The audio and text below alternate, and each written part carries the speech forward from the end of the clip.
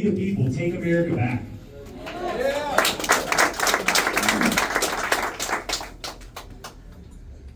I grew up in North Florida, in an area just outside of Panama City. I'm a Florida native.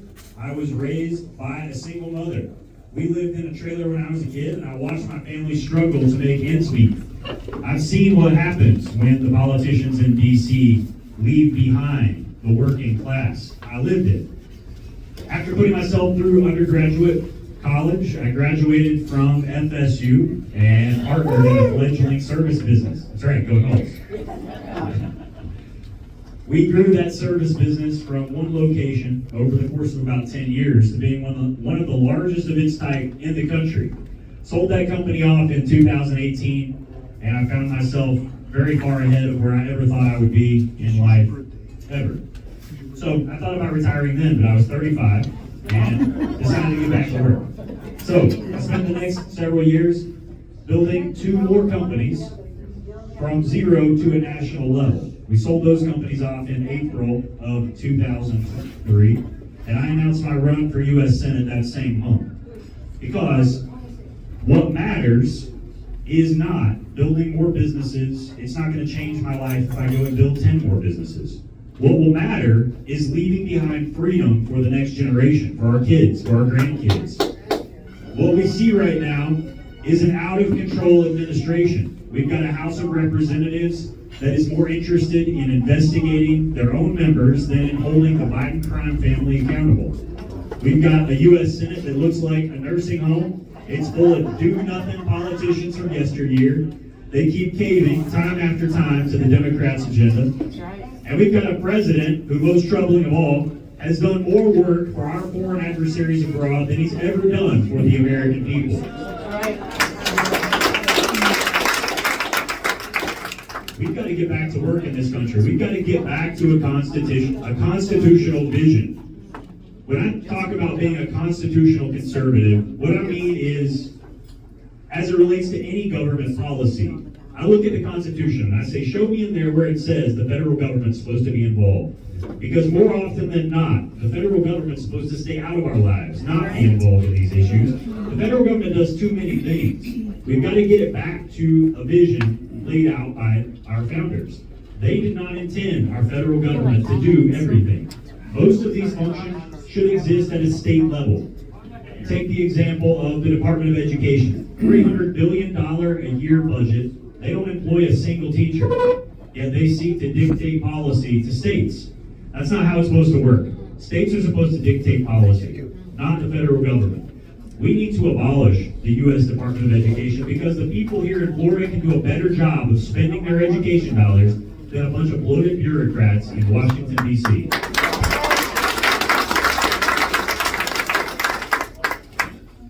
We could go down the list of them, and we will, because we need to. But we've got other fish to fry right now. We've got a border that is completely open, and a president that refuses to honor his oath to uphold the Constitution. You know, the executive, when he's sworn into office, he swears an oath to uphold the Constitution and to defend the laws and enforce the laws, not just the ones that he agrees with, all of them. And instead, it started with Obama, and now we've got it under Biden. We've got an administration that will not enforce the laws on the books. They're using every trick they can to avoid doing what the Constitution says they must do. We have got to use the power of the purse in Congress. If they won't shut down this border, we need to shut down this government. That's right. Instead, what we see is a bunch of weak people that we send up to Washington, and they roll over. They cave in. They rubber stamp continuing resolutions, and they let the Biden administration just keep spending and keep spending with no accountability. I don't see the point in having the power of the purse if we're afraid to use it. I'm going up there to disrupt business as usual. I'm going up there to use that power of the purse and to represent my fellow Floridians in Congress, because I'm tired of seeing politicians sell out to special interest groups. It seems like the moment their foot hits the Capitol step, they forgot who sent them there. I've seen it my whole life, and like in business, if you want it done right, go do it yourself. I'm putting my money where my mouth is. I'm self-funding this campaign. It's supported not by any large Special interest groups, I've told these folks I don't want their money, I don't need their money. I will be accountable only to God and my fellow Floridians. And that hasn't stopped the uniparty establishment from coming after me. They're already lining up millions of dollars in the NRSC and the Mitch McConnell Super PAC to oppose this campaign because they are terrified of someone like me who they can't control. They're terrified of somebody that's going to get up there, speak their mind, and who can't be bought. And that's exactly what we need to do, and that's why I'm in this fight. I'm in this primary to win it. We're taking this message from town to town, county by county, to connect directly with the voters. Because together, we the people are more powerful than that corrupt uniparty. We can get this country back on track, and we will.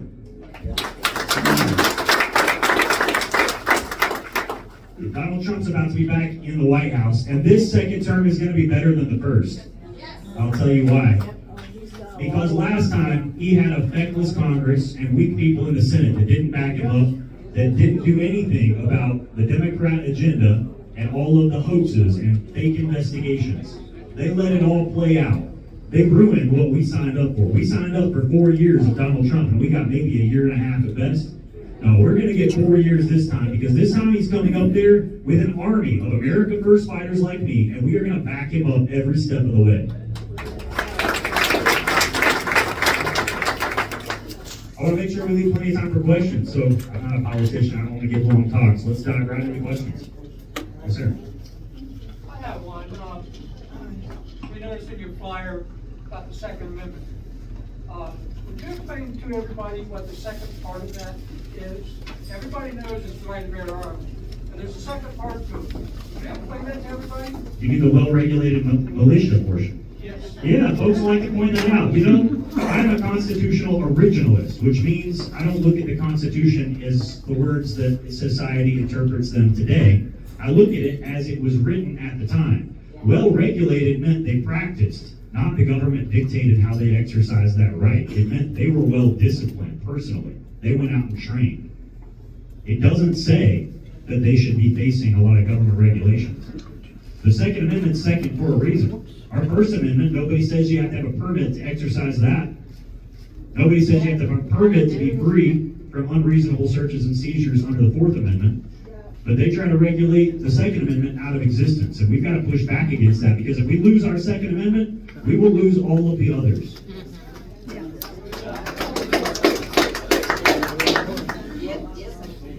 As a senator, and we all know what's going on up in Washington, none of us like it. We see disruption, we see, Biden's probably been bought. We all believe that. There's 24 to 27 other states that are already fighting against our government about the border crisis. If this continues, is Florida ready, and are you ready to back it with the other states to fight against the federal government? I'll tell you that I back what Texas is doing 100%. I stand with Governor Abbott, and I believe we need to be a good neighbor. We cannot allow a rogue administration to refuse to enforce our laws. Our founding fathers never would have ratified that Constitution if they actually believed it meant they couldn't secure their borders from a foreign invasion. They never would have ratified it in the first place. There's no legitimate question that Texas has the right to defend its border. And so I get deeply frustrated when I see the Biden administration's efforts to say, well, we can't close the border. We need more power. We need a new bill. We need more money. Well, first of all, no, they don't. Commander-in-Chief of the military can close that border in an hour. We've got the most powerful military on this planet. The order to close that border to the U.S. military could be executed almost instantly. It would be shut down. Second, it doesn't cost anything for the Biden administration not to interfere with Texas, not to send people to cut razor wire, not to take them to court and try to get them to take the barriers out of the Rio Grande. It doesn't cost anything to stay out of the way of Texas. The Biden administration is just lying. Term limits. I am 100% for term limits, but we got to do better than that. We can't term limit just our elected officials. We've got to term limit the deep state. That administrative state actually writes most of the laws that affect our day-to-day life. It's a bunch of unelected, unaccountable bureaucrats and agencies in Washington, D.C. they're the ones actually taking away our freedom. And if we don't term limit the administrative deep state, they will eat freshman congressmen for lunch. We got to term limit every bloated bureaucrat in Washington.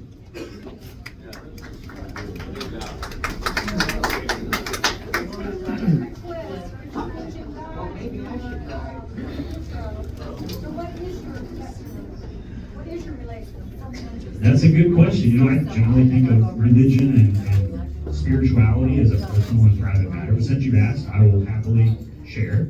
I was raised in a Christian household. I'm a born-again Christian. I spent my entire business career waking up every morning with a morning prayer. And I will continue that tradition in Washington, D.C.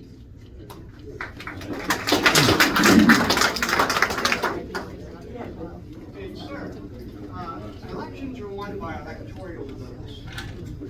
Give you an example. Pennsylvania was all red, but the cities took Republicans away from it and made a Democratic state was trying to get it out. Anyway, what's going on is electoral votes are determined by population. New York City has so many electoral votes. That's why they can overpower the state of New York. Every time we send these illegals to New York City, they might get another 10 or 15 electoral votes because it's run by population. People don't understand that. No, you're hitting a good point. We just hit Chicago with another 15 electoral votes, and it's all Democratic electoral votes. Even though they're not registered, it's by population. How do we stop that? That's a good question. So what he's pointing out is that Congress, the representation, is apportioned by population. And there are a number of other things where the population of a given state impacts how much of a voice that state has in our election processes. So, a lot of folks are concerned, and I am also concerned, that these illegals are being used to pump up the numbers in all of these liberal states. That's why I tell you this. On the first day of Donald Trump's administration, he has said that he would implement mass arrests and mass deportations, and I will back him up 100% in the U.S. Either the law in this country matters or it doesn't. We can't let people keep breaking the law and getting away with it.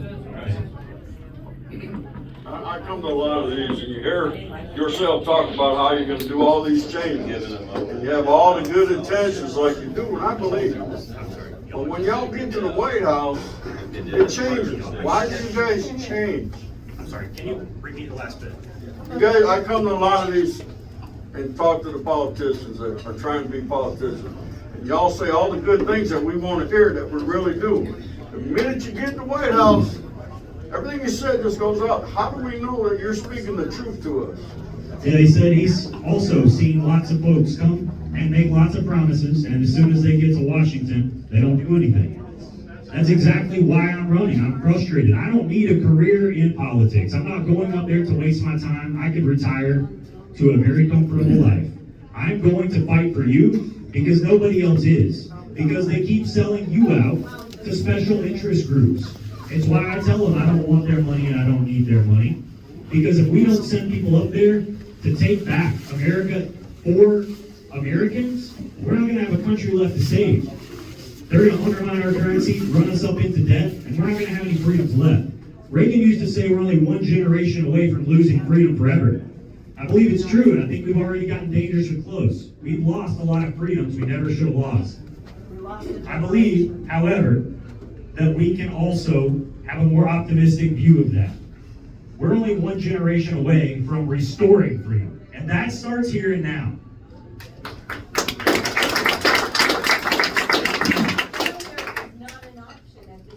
No, failure is not an option. Yes, sir. One of the more insidious ways that we're getting people we don't want is this ridiculous birthright citizenship. That's right.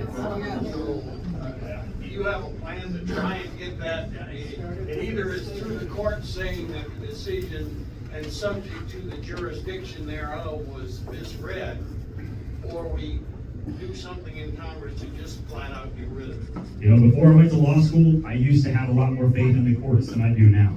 I've seen them twist the law, I've seen them bend our Constitution, and I've seen our rights. The word is.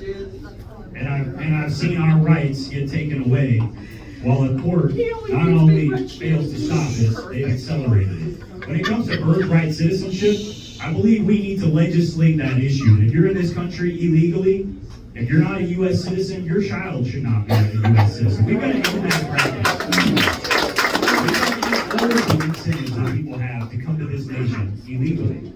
We should make it so that there is a disincentive. If somebody comes across our border illegally, we need to put them in jail, then send them back. Instead of doing what we do right now, which is send them back the same day, they just come back tomorrow. They'll just keep coming back until they get across, because they know when they finally get across, they get a free credit card, health care, education, housing, you name it, they get taken care of. While seniors are told that we can't afford to maintain Social Security, while veterans are sleeping on sidewalks and waiting for months for VA appointments. That's a disgrace. We've got to get America first. We've got plenty of money in this country. We've got a spending problem, not a money problem.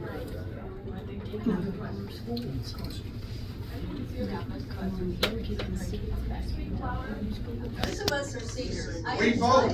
Yes. Say we're all old. And we worked hard for where we are. Of course. I am fighting because my husband worked for the federal government, our because we're so federal, decided that Medicare insurance would be better for us. Well, I'm simply wanting lidocaine patches for my back, but you know what? They're denying it. Can you fight big companies overriding our doctors? We can. Really, can you go Here's the can you deal. go to the So much of the problems with healthcare is the disconnect between the payer, the patient, and the doctor. Exactly. When we let insurance companies and, more fearfully, the government get involved in that relationship, they override all sorts of things that they shouldn't be able to do. Look, we've got to make sure that the government stays out of our way in our healthcare decisions. This lady let me sit down because I have very bad back pain, and I'm fighting for something as simple as a lidocaine. That thunder. Not now. I share your frustration with the dysfunction. We've got to change the way things work, or it's never going to get better. I couldn't get Social Security, disability insurance. We can't. Benefits because I was taking narcotics, which now we find out are so highly addictive, you can't even get those. You know, I mean, really. Hang in there. We've got to fix it. It's too late. We've got to fix it.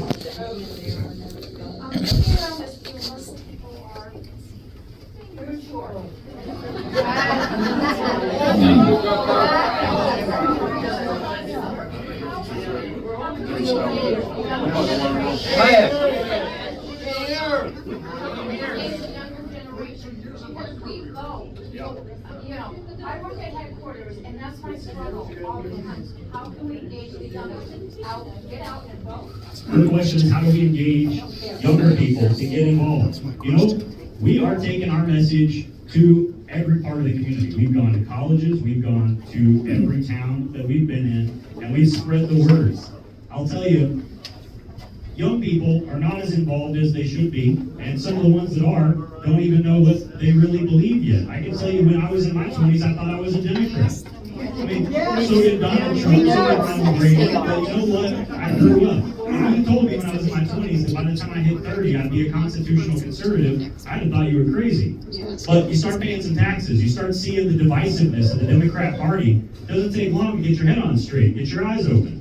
So we've got to get young people energized, and I think that's happening over time. You know, this America First movement that's growing right now is happening all over the country, and a lot of it's young folks that are getting involved. They saw how much government control could be put on someone quickly with COVID. They saw freedoms taken away by parties on both sides of the aisle. It wasn't just the Democrats, although they had it a lot worse.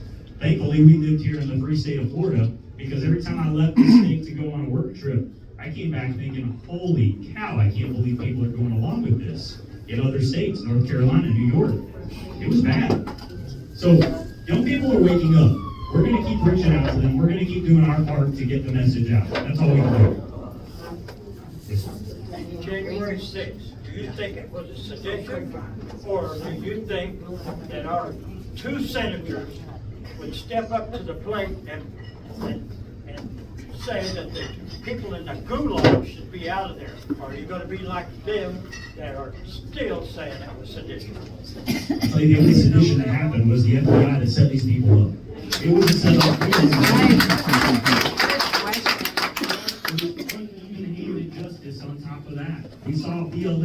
down cities and loot retail stores for months and nothing happened. Nothing happened to them. And then these folks walk peacefully through a Capitol, most of them, sure, some of them cause damage, so what? That's a protest. You treat them like any other protester. Instead, they treated them like they'd committed state crimes and treason. They put them in prison for excessively long terms. And, you know, Donald Trump has said that he would pardon them, and I support that 100%. We need to pardon these folks.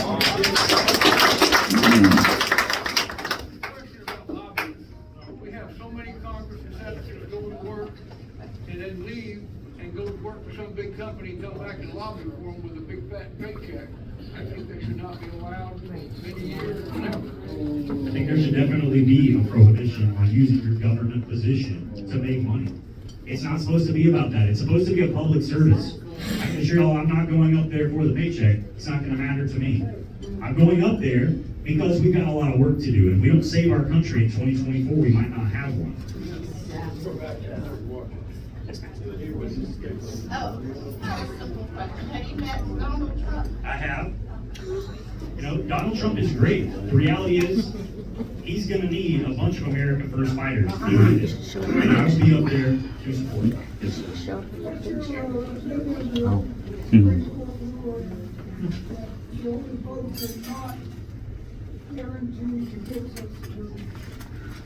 You know, my Social Security is gonna be an issue in this election. And there are two ways to look at Social Security. You can look at it the way I do, which is that is your money that you paid in. It's a promise. You were promised a return on your investment. I believe the government should not be allowed to break its promises to citizens. I believe our government shouldn't be sending money to all over the world and then telling our citizens that they can't have what they were promised. That is wrong on principle, and we can't allow it to happen. The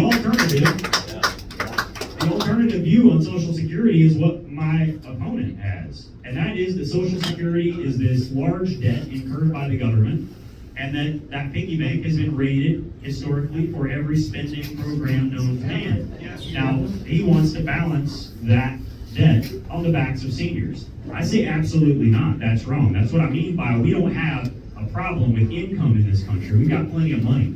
We just have to stop paying for things we shouldn't be paying for in the first place. We need to take care of Americans and put America first.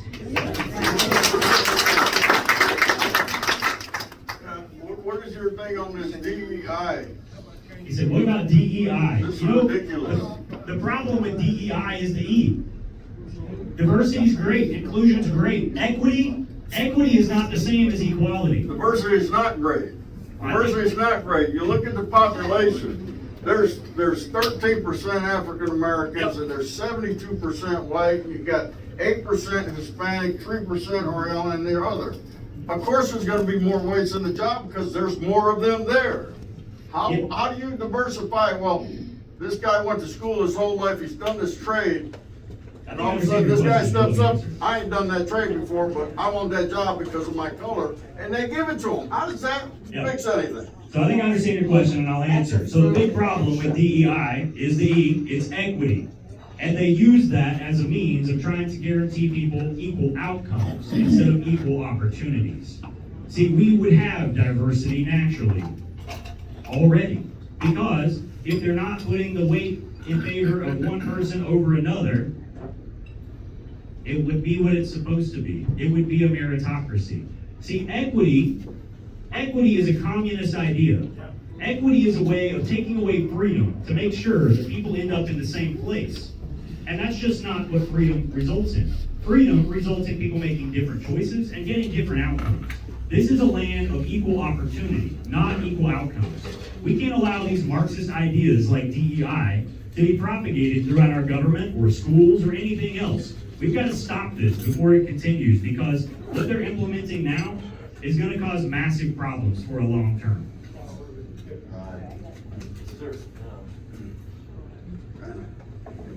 I'm a retired educator, so my question is about education. So I'd like to ask, what's your platform or plan of action on how you could address the decline in the quality of education provided to our students? Yeah, that's a good question. That's one question I have. The second one, it's not a question, it's FYI. I was teacher for 30 years or so, I moved here from the Philippines on scholarship, came here legally, paid thousands of dollars to be, legal in the United States. But anyway, I was an ESOL teacher. So for those of you not familiar with ESOL, these are the kids who do not speak English. English is not their second language. But anyway, there is an influx of illegal kids in the classroom. They're saturating the classroom. And you spoke about incentives and sending them back, but our district said these are the kids you cannot send back because they're minors. In terms of incentives, these kids get sponsors for proms, they get free computers, phones, I think you're and preaching a to the lot, choir here. when they write their essays, they're victims of human trafficking. Look, we have got to take away the incentives, because right now, we are all paying the taxes to educate a bunch of folks who shouldn't be here at all. It's going to increase the spending, and that's going to increase the taxes. It's that straightforward. Anybody that's ever ran a business knows how to balance a budget. The problem here is that the balance of that budget falls on us. So, how are we going to improve the quality of education? That was your question. By getting the federal government out of the way. So, since the Department of Education has been implemented, the cost of education per student has gone up dramatically. The quality of that education has decreased. In a recent survey, 82% of U.S. schools were below grade level. We can have a better education outcome if we allow communities to decide how those dollars are spent. We don't need to send our tax dollars to Washington, D.C. so a bureaucrat can waste much of it and then send it back to us with a bunch of strings attached. We don't need D.C. controlling our education system. We need to take that wasteful D.C. middleman out of the equation, put it back in the hands of communities and parents where it was always supposed to be. Okay, I had to join the Navy to go to college. My father worked in a foundry. We didn't have money, we had nothing. We grew up in the country of Pennsylvania. I joined the Navy for college. Why am I paying for someone's college if I drank and paid? With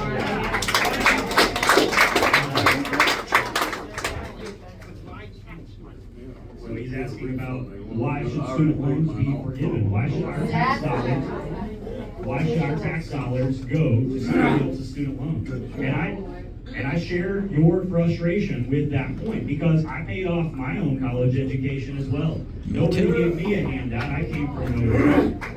We've got to make sure that if people want to be something in this country, they have a stake in it. We should make it so that individual decisions lead to that individual accountability. That's what goes along with freedom.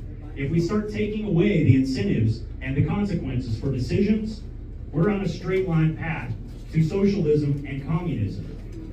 Biden's choice to forgive student loans is not forgiving at all. It's just taking the debt off of the backs of the people that actually signed up for it and putting it onto yours. It is completely wrong, it's unconstitutional, and we should not stand for that. He's only doing it for the vote. Yeah. Buying votes.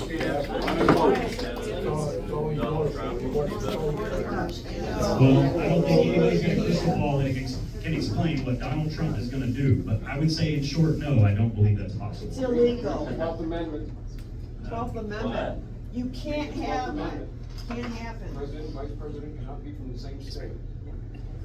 You don't know your constitution? Two questions. One about TikTok. How do you feel about TikTok? And the second thing is, how do you, all I'm hearing about is the Chinese are coming in and buying large masses of land near our bases. What's going on there? So what about TikTok and what about Chinese land buying? So first of all, as it relates to any sort of program being pushed to our citizens by a foreign adversary, and we need to start calling China what they are. They're not our friend, they're not our trading partner. They are planning to kill us. And we've got to start accepting that reality or we're going to be caught off guard. We should not allow a foreign adversary to be buying up land in this country. And we don't have to. Most of the problems that we face in this country have simple solutions. It's not a lack of political power. It is a lack of political will. And if we don't start sending people up there who can actually get things done, it's not going to get any better. For a long time, we've been sending these weak sacrificial lambs. We have got to send lions, not lambs, or we will keep losing this country to the leftists.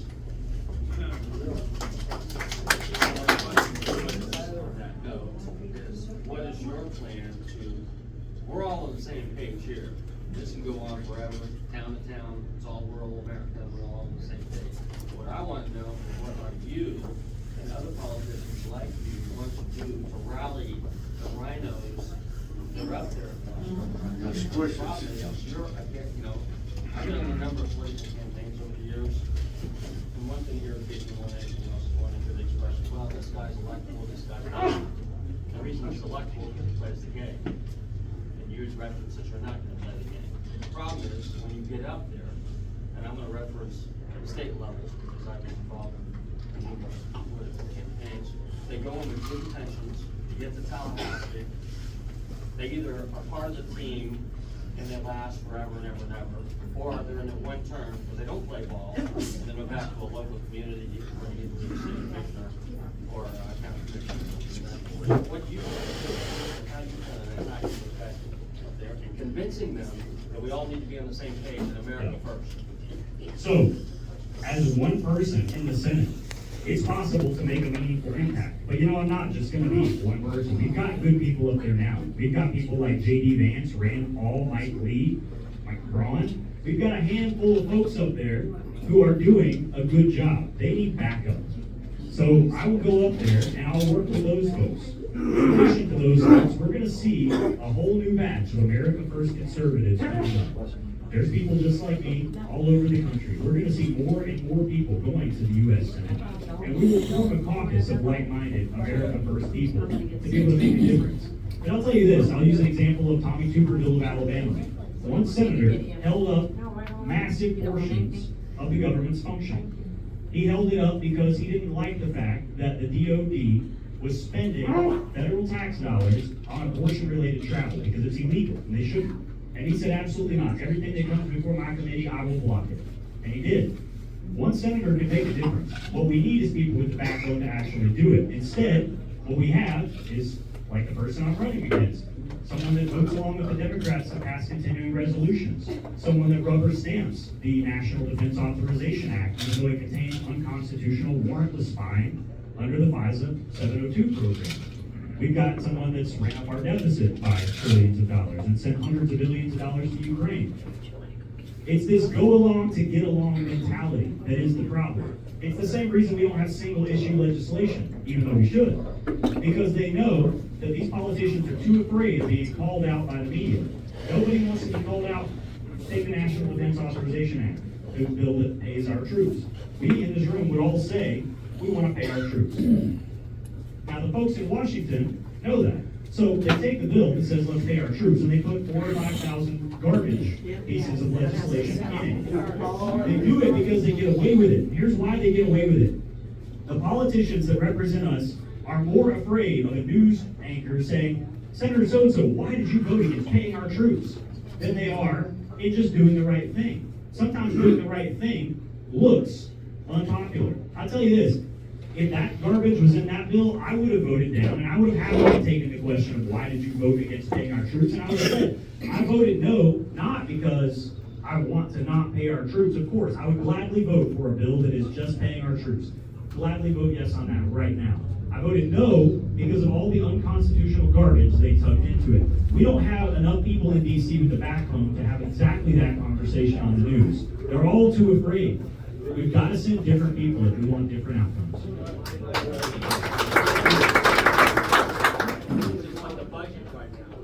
It is just like the budget. My opponent just proposed a 1-year continuing resolution. They already rubber stamped 3 continuing resolutions. So for those of you that aren't up to speed, continuing resolutions are basically an extension on Congress's assignment due date. Every year, Congress has the constitutional obligation to write and pass a budget and send it to the president. That tells the president how the government's going to spend its money. And the president has to do exactly what's in that budget. What we've seen for years now is Congress not passing that budget on time. What they use is basically an extension. They say, hey, I need 45 more days, and then another 45 days, and then another 30 days. And all the extensions do is keep spending at the prior levels. Right now, we've got reckless spending that's running up our national deficit, nearly $2 trillion a year. We cannot afford to keep spending money like this And so the idea of a continuing resolution should anger every one of you, because we've got to come up with serious cuts. We can't just keep doing the same thing year after year. This is just going to get worse. What's also frustrating about the continuing resolutions is that it gives away the power of the purse. Right now, the Biden administration refuses to close the border. I believe we should say, then let's not fund any of the administration.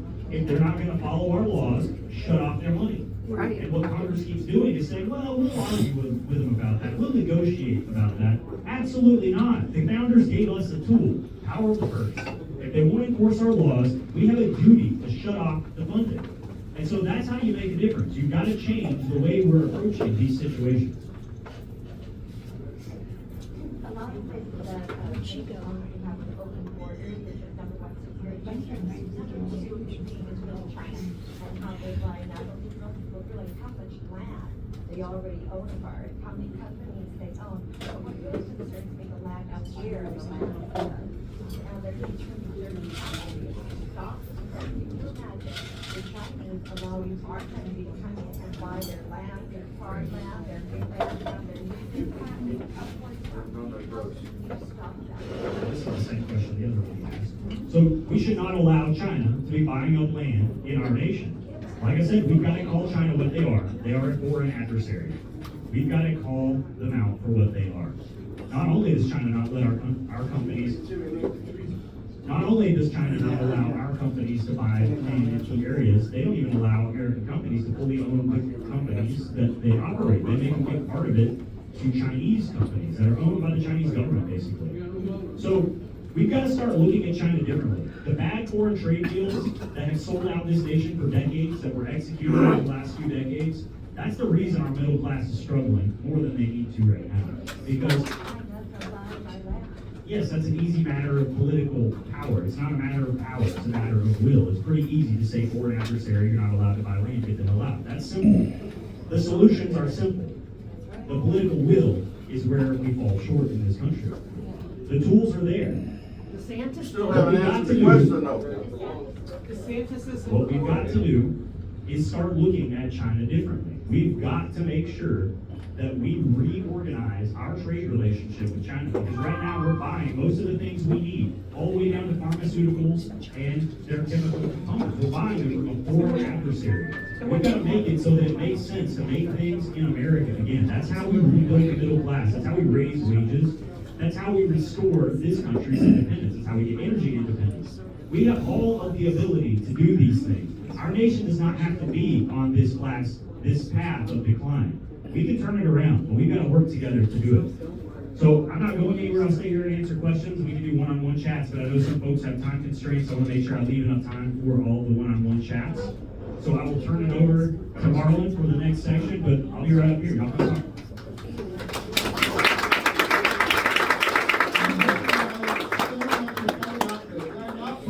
Great evening. There we go. Ladies and gentlemen, we are just getting started. We'll start with food and get ready for tea in the museum. If you have to go, we understand. Thank you so much. Have a great night.